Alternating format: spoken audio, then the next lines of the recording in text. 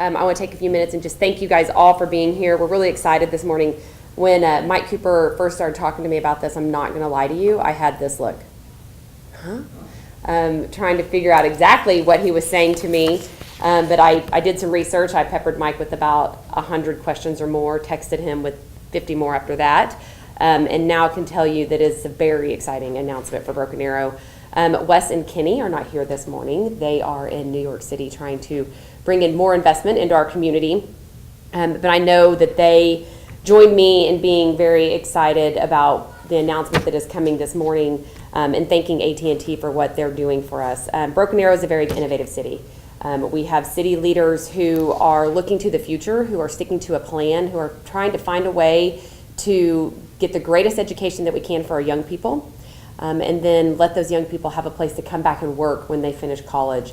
We want that talent, we want that knowledge that we grow right here to have a place to stay right here.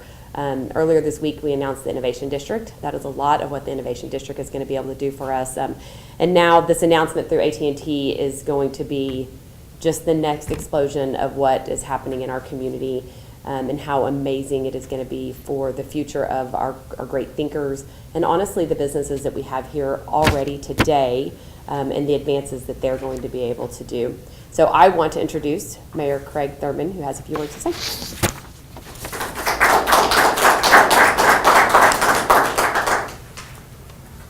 Well, like April, when Mike Cooper called me and said, we want to talk to you about small cell technology, I had no idea what he was talking about.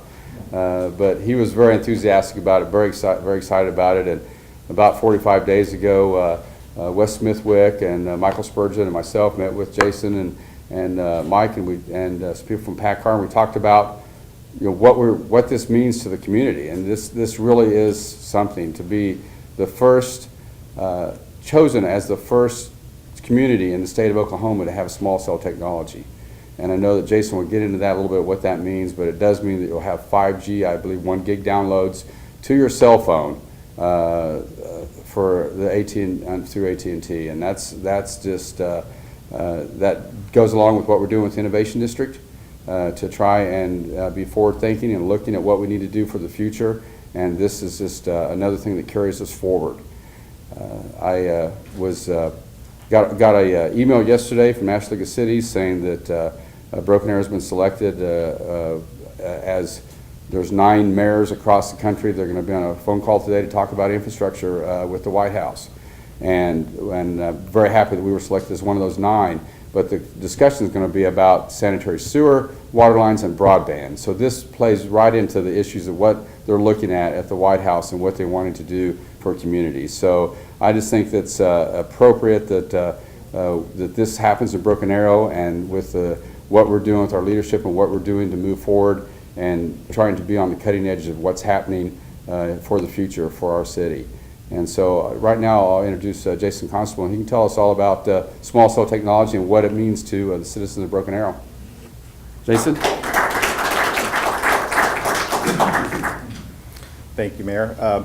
First, I want to congratulate Broken Arrow on having such forward-thinking and innovative leaders. You see it in Mayor Thurmond, you see it in Vice Mayor Carter and City Manager Michael Spurgeon, as well as the entire City Council. So thank you for all that you do. From efforts like the Innovation District paving the way for the deployment of small cells and technology infrastructure investment, Broken Arrow is poised for even greater economic development. We're very, very excited about that here. In today's world, economic connectivity and the technology and services it empowers are vital, and in fact they're the foundation for modern economics. From helping companies grow and scale their businesses from almost anywhere to enabling students to do their homeworks on the bus, home, school, mobile connectivity is revolutionizing our world. So I think about the different technologies and apps and services that small cells and 5G will bring, and I can't think about everything that we'll envision. 5 years ago, your refrigerator probably wasn't connected to the internet. Today it might be.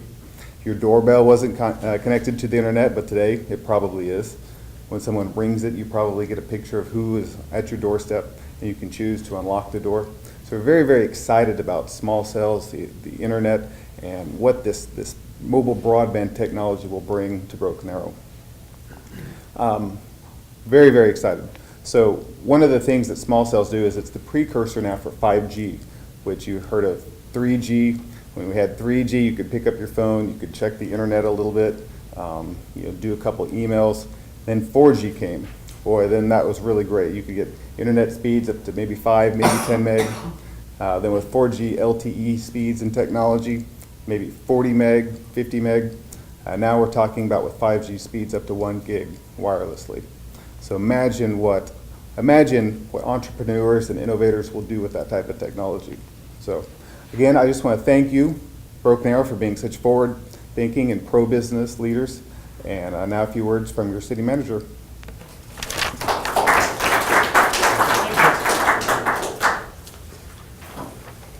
Well, good morning, everyone. It is a privilege to be here today. I'm going to reiterate a couple of things that the mayor and Jason had to say, but I want to just kind of go through succinctly with this on where we were, where we are now, and then where we're going. Most importantly, over my 29-year career, I've learned about the importance of infrastructure.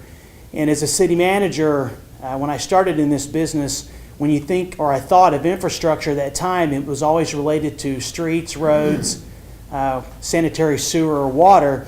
And as I progressed in my career in this wonderful profession, I now have to always take into consider the technology infrastructure because that's the way we do business today. That's the way we commute as residents.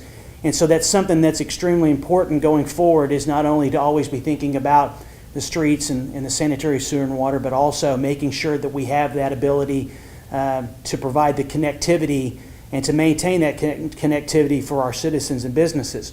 And first, let me take this opportunity to mention we do have members of the City Council here today, and we also have members of our Economic Development Commission, and this is an economic development endeavor, and I want to thank the folks from the City Council and the EDC that are here to support this, because they are completely engaged in trying to be leaning forward and looking ahead on how we can better serve our citizens, and also importantly to make sure that our businesses have access to great things like technology.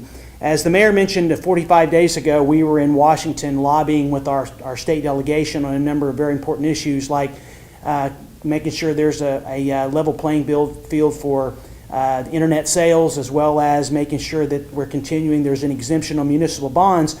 And Mike Cooper with AT&T mentioned to Mr. Smithwick, the mayor, and myself about our interest in partnering with them on what was called small cell. And as April mentioned, when he said that, I was like, small cell? I wasn't quite sure what it was. I'd heard about it, but was not any type of expert on it. So I asked him to explain it, and just for everyone's knowledge, what Mike basically said was small cell is a flexible network solution that can be readily deployed to specific locations, including those where customers are prone to experience connectivity issues or in areas that can effectively be served by a traditional cell tower. And when he asked us if we were interested on behalf of the community, I said absolutely yes, because I know this was the next evolution into providing better services to our citizens and our businesses. AT&T, we know, is one of the largest in the world. Their customer base, to give you an example about how much they've grown, Mike further explained that between 2007 and 2016, AT&T has experienced a 250,000% increase in data usage on their network. As video streaming continues to be more prominent in our today's society and new applications are added, that growth is only going to continue. So there is a need for the small cell technology to be deployed throughout the country and the world, if you think about it. And for Broken Arrow to be the first city in the state of Oklahoma to have that opportunity is absolutely tremendous. Some of the benefits that having small cell will have for Broken Arrow, besides being the first in the state of Oklahoma, is second, we will have access to the fastest data available to help ensure our businesses thrive and align to our plans, specifically with the Rose District, to recruit businesses to this area that is currently thriving. We'll be able to help serve as a motivator for high-tech and internet-related companies looking to open offices.